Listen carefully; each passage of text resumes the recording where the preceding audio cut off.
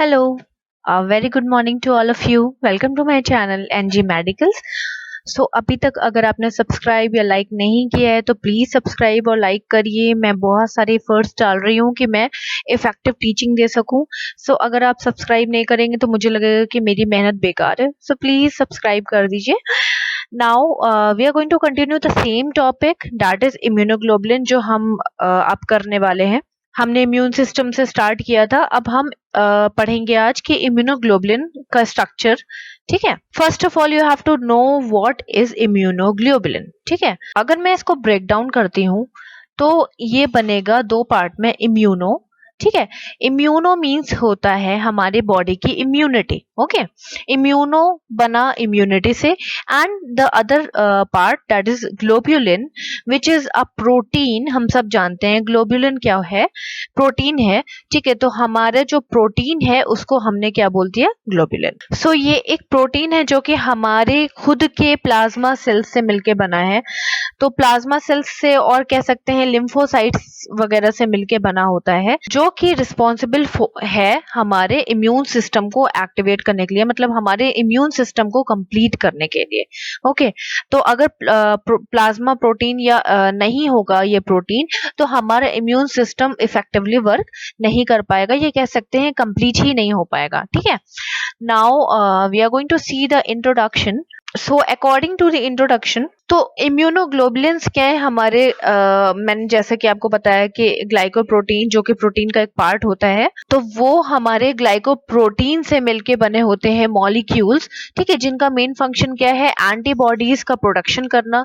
हम जानते हैं कि हमारे अंदर एंटीबॉडीज प्रोड्यूस कब होती हैं, जब कोई एंटीजेंस हमारे अंदर आ जाता है, या कह सकते हैं कोई फॉरेन बॉडी हमारे अंदर आ जाता है, एंटर करता है, तो हमारे एंटीबॉडीज प्रोड्यूस होती हैं, which is totally depend on the immunoglobulins. Okay, तो मैं आपको पहले बता चुकी हूँ कि प्लाज्मा सेल से मिलके बना है और which is responsible for immune system में फंक्शन में हेल्प करता है। नेक्स्ट देख लेते हैं स्ट्रक्चर, जो कि हम मेनली डिस्कस करने वाले थे। तो स्ट्रक्चर, अभी आप ये मत देखो ये वाला पार्ट, आप बस इसको देखो। आपको कैसा लग रहा है? आई थिंक आपको ये वाई शेप लग रहा होगा, सिंपल सी चीज है। तो सिंपली आप बोल सकते हो कि structure is just like Y shaped, या shape is equals to Y बना देना, कैसे भी कर सकते हो। इस वाई स्ट्रक्चर को अगर आप देखोगे तो इसके पास आपको दो रॉड्स दिख रही होंगी। ठीक है, this yellow portion and this red portion. तो रेड पोर्शन तो थोड़ा लार्ज है एंड येलो पोर्शन थोड़ा सा छोटा है। ठीक है, तो ये आपको कैसा लग रहा है कि रेड पोर्शन ने येलो पोर्शन को अपने हैंग कर रखा हुआ है, टांग रखा हुआ है, लाइक ऐसे ही तो दिख रहा है ना। ठीक, तो हम कह सकते हैं कि this immunoglobulin is having a double standard structure. Double standard structure क्या होता है, दो, जैसा कि हमारा डीएनए है डबल स्टैंडर्ड होता है। ठीक है, वैसे भी ये भी डबल स्टैंडर्ड है। क्यों? क्योंकि देखिए ये 1 1, ये एक डबल हो गया। ठीक है, इधर ये डबल हो गया और इधर ये डबल हो गया। ठीक है, तो ये क्या है, हमारा डबल स्टैंडर्ड स्ट्रक्चर होता है, जिसके पास 2 आर्म होते हैं। एक आर्म ये हो गया और एक आर्म ये हो गया, और 1 स्टेम होती है। तो स्टेम हमारी कहाँ हो गई, ये वाला पोर्शन हमारा स्टेम पोर्शन हो गया। Simple. Okay, so as you can see that this structure is having 2 type of the chain. दो तरह की इसके पास चेन है। मैं डिलीट कर देती हूँ सारी चीजें, तब आपको शो हो जाएगा आराम से। ठीक है, इनके पास क्या है, दो तरह की चेन है। एक तो ये देखिए रेड पोर्शन जो कि काफी लॉन्ग गया है, मैं आपको बता चुकी हूँ, और एक येलो पोर्शन जो कि काफी मतलब साइज में छोटा है। ठीक, तो अब ये रेड वाला पोर्शन ये इतना ज्यादा बड़ा है, तो सिंपल सी चीज ये हैवी होगा, समझ गए। ठीक, तो इसको हमने क्या बोल दिया, हैवी चेन। जो रेड वाला पोर्शन है वो लॉन्ग है और उसका वेट भी ज्यादा होगा, तो वो हैवी होगा येलो से, है ना। तो उसको हमने बोल दिया हैवी चेन।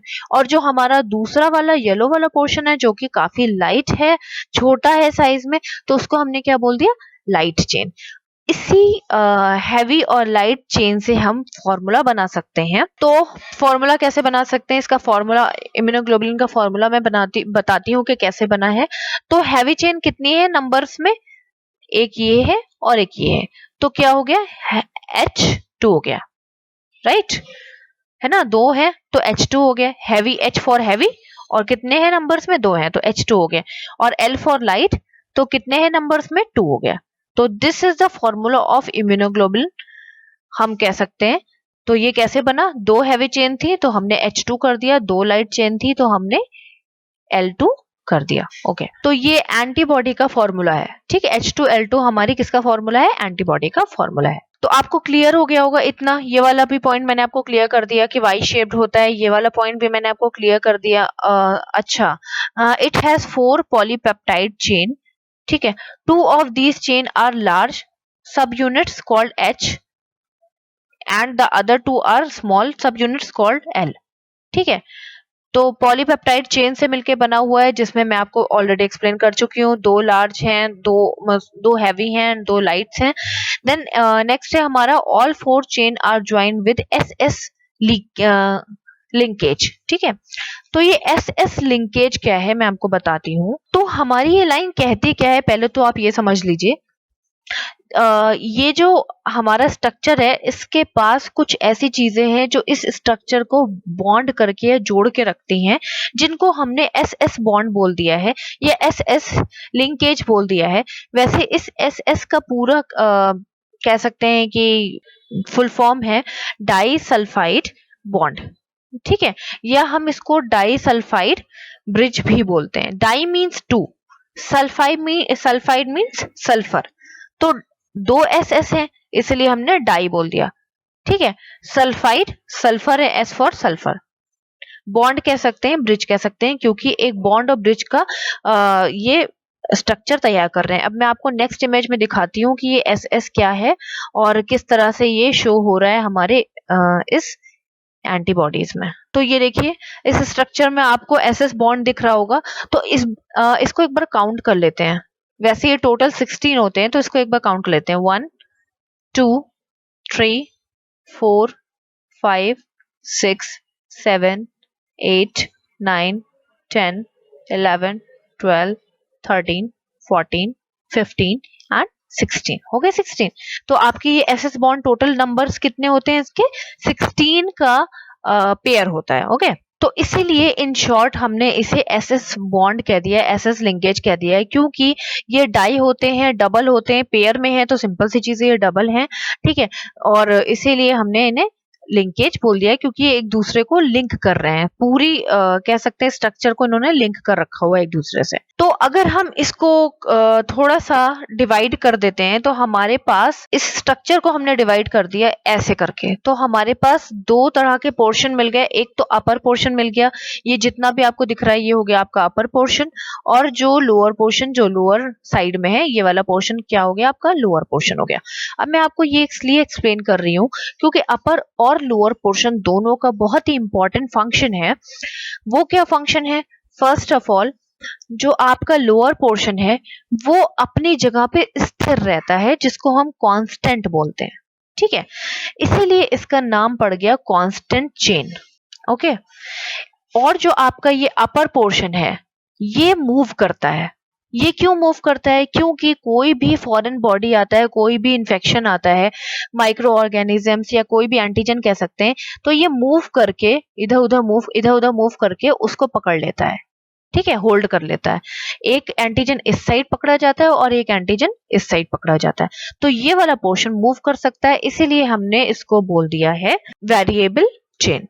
ठीक है, नेक्स्ट आपको इमेज में दिखा देती हूँ मैं किस चीज के बारे में बात कर रही हूँ इस टाइम। ये देखिए, बेसिक स्ट्रक्चर मैं आपको बताती हूँ। इसमें इन्होंने क्या बोला है, composed of the 4 polypeptide chain. ये मैं पहले ही बता चुकी हूँ आपको। 2 identical light and 2 identical heavy chain. Identical means एक जैसे, जिनकी आइडेंटिटी सेम हो। तो 2 आइडेंटिकल लाइट हैं हमारे पास और 2 आइडेंटिकल हैवी है। जो येलो 2 पोर्शन थे वो आइडेंटिकल है, एकदम सेम आइडेंटिटी है उनकी। ठीक है, वो 2 लाइट है और 2 हैवी है, ये भी बता चुकी हूँ। Link by a disulphide bond. Actually ये मैंने डाल रखा हुआ है इसलिए क्योंकि आपको ये वाला इजी पड़ेगा लर्न करने में, पॉइंट वाइज है।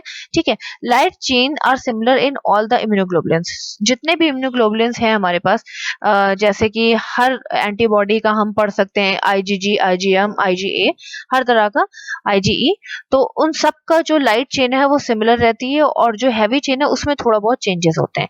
Light and heavy chains are subdivided into the variables and constant region, यही मैं आपको बता रही थी कि नीचे वाला जो हमारा होता है वो स्थिर रहता है, वो मूव नहीं कर सकता, इसलिए हमने उसको कांस्टेंट बोल दिया। और जो ऊपर वाला है वो वैरी कर सकता है। वैरी मीन्स अपने आप को चेंज कर सकता है, मतलब अपने आप को मूव कर सकता है, इसलिए हमने उसको वेरिएबल चेन बोल दिया, रीजन बोल दिया। ओके, नेक्स्ट इस इमेज में देख लेते हैं। ये जो आपको पोर्शन दिख रहा है, एंटीजन बाइंडिंग साइट बोलते हैं जैसे, ठीक है। ये पोर्शन क्या करता है, कैच करता है, सॉरी हाँ, कैच करता है एंटीजेंस को, इसीलिए एंटीजन बाइंडिंग साइट है। मैं आपको इमेज बना के दिखा देती हूँ। मान लीजिए ये हमारी ब्लड वेसल है, और इस हम सब जानते हैं कि हमारे ब्लड के अंदर ही हमारे जो एंटीबॉडीज होती हैं वो प्रोड्यूस होती हैं, ठीक है। तो मान लीजिए ये हमारी एंटीबॉडी है और ये हमारा इन्फेक्शन आया हुआ है, ठीक है, या कह सकते हैं एंटीजन आया हुआ है। तो ये एंटीजन जो है ये पकड़ा जाएगा with the help of the antibody से। अब मैं आपको दूसरी इमेज दिखाती हूँ जिसमें ये पकड़ा गया है, ठीक है। तो ये हमारी क्या थी, एंटीबॉडी थी। इस एंटीबॉडी ने क्या किया, इस एंटीजन को पकड़ लिया, ये देखिए इसने पकड़ लिया। और मान लीजिए कहीं और से भी इन्फेक्शन आया, और भी इन्फेक्शंस आ गए, तो दूसरी साइड से भी इसने एंटीजन को पकड़ लिया। यानी कि एक ये स्ट्रक्चर दो एंटीजन को होल्ड कर सकता है, एक यहाँ पर और एक यहाँ पर।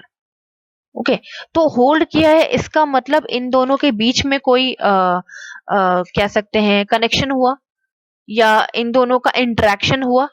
उस इंटरेक्शन को हमने क्या बोल दिया, आग्लूटनाइजेशन, ठीक है। उस हमने उन दोनों के कह सकते हैं इंटरेक्शन को क्या बोल दिया, आग्लूटनाइजेशन। ओके, सो आग्लूटनाइजेशन क्या है कि ये एक इंटरेक्शन है किसके बीच में, एंटीजन और एंटीबॉडीज के पार्टिकल्स के बीच में इंटरेक्शन है, जिसमें होता क्या है कि क्लम्बिंग हो जाती है। क्लम्बिंग मीन्स फंस जाना, मतलब पकड़ जाना, ठीक, क्लम्ब कर देना, पकड़ जाना, ठीक है। कौन पकड़ा गया, हमारे जितने भी एंटीजेंस थे, ठीक, जितने भी माइक्रो ऑर्गेनिजम्स थे वो पकड़े गए। तो वो बैक्टीरियाज भी हो सकते हैं, वायरस भी हो सकते हैं, बहुत सारे माइक्रो ऑर्गेनिजम्स में सब कुछ आता है हमारा। किसके थ्रू पकड़े गए, red blood cell, white blood cell की हेल्प से पकड़े गए। आरबीसी जितना भी है हमारे पास, उसके अंदर हमारे व्हाइट ब्लड सेल सारे आ गए, जो कि हमारे एंटीबॉडीज का काम कर रहे हैं, और उन्होंने आग्लूटनाइजेशन कर दिया। ओके, तो antibodies that produce such reaction are called agglutinants, ठीक। जितने भी एंटीबॉडीज ने पकड़ा इन्फेक्शन को, उन सबके रिएक्शन को, उनके पकड़ने की रिएक्शन को हमने क्या बोल दिया, आग्लूटिनेंट्स। नेक्स्ट आ जाते हैं स्ट्रक्चर में एक और इम्पॉर्टेंट चीज है, साइट ऑफ द कैप्चरिंग, ठीक है। तो कौन से साइट पे क्या चीज कैप्चर हो रही है वो एक बार डिस्कस कर लेते हैं। वैसे तो मैंने आपको बता ही दिया कि जिस साइट पे एंटीजन कैप्चर हो रहे हैं, पकड़े जा रहे हैं, ठीक है, उन साइट को हमने क्या बोल दिया, एंटीजन बाइंडिंग साइट। नॉर्मली हम कॉमन नेम इसका ये यूज नहीं करते हैं, करते भी हैं और नहीं भी करते हैं, पर इसका अदर नेम क्या है, पैराटोप, ठीक है। इस पोर्शन को हम बोलते हैं पैराटोप। और जो पोर्शन पकड़ा गया, यानी कि एंटीबॉडीज एंटीजन का पोर्शन पकड़ा गया है ना, ठीक। तो मैं आपको एंटीजन यहाँ पे बना के दिखा देती हूँ। मान लीजिए ये कोई एंटीजन था जो कि पकड़ा गया, ओके, ये एंटीजन हमारा इन्फेक्शन पोर्शन था जो कि पकड़ा गया। तो अगर ये कैप्चर हुआ, ये कैच कर लिया गया, तो जो पोर्शन इसके अंदर फिट हुआ है, किसके अंदर, पैराटोप के अंदर जो पोर्शन फिट हुआ है, उस पोर्शन को हमने बोल दिया एपिटोप, ये वाला, ठीक है। तो दो पोर्शन हमारे पास थे, एक होता है पैराटोप और एक होता है एपिटोप। तो ये था हमारा कॉमन स्ट्रक्चर, इसमें और कुछ भी नहीं है स्ट्रक्चर में। सो बस लिमिटेड देख लीजिए, जो कि आपके एग्जाम पॉइंट ऑफ व्यू से आप के लिए सफिशिएंट हो। मैं सिर्फ उतना ही बता रही हूँ, बहुत ज्यादा डिटेल इसलिए नहीं जा रही हूँ क्योंकि फालतू में आप कंफ्यूज हो जाओगे। तो this is all about structure of the immunoglobulin. तो स्ट्रक्चर में थोड़ा बहुत वेरिएशन होता है हर जगह, वो मैं आपको डिटेल में तब बता दूंगी जब मैं पर्टिकुलर एंटीबॉडी पढ़ाऊंगी या पर्टिकुलर मैं स्ट्रक्चर पढ़ाऊंगी, तब मैं आपको बता दूंगी ये कॉमन स्ट्रक्चर था कि अगर आपके एग्जाम में आएगा तो आप इस स्ट्रक्चर को आराम से बना सकते हो। हमेशा याद रखना, जो हमारा एस एस बॉन्ड है वो टोटल नंबर कितना होता है, पेयर में 16 होता है। तो बहुत कॉमन चीजें मैंने आपको बताई हैं जो कि आप डिटेल में लिख सकते हो, ठीक है। So this is all about structure of the immunoglobulin. I think आपको क्लियर हुआ होगा। If you are having any doubt you can ask me in a comment box. And मुझे नहीं लगता कि इसमें कुछ भी ऐसा टफ है कि आपको समझ ना आए। तो अगर आपको फिर भी कुछ भी डाउट है, it's okay, you can ask me. तो thank you and have a nice day.